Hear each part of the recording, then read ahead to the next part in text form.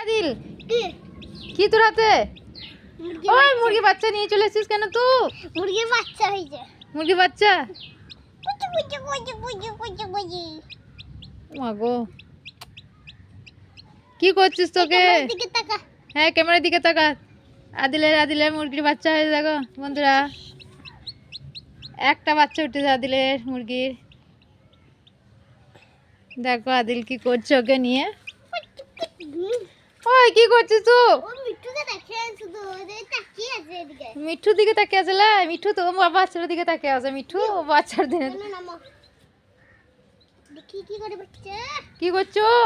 পা হয়ে গেছে তো, নামা নামা নামা। দেখ হাঁটছি।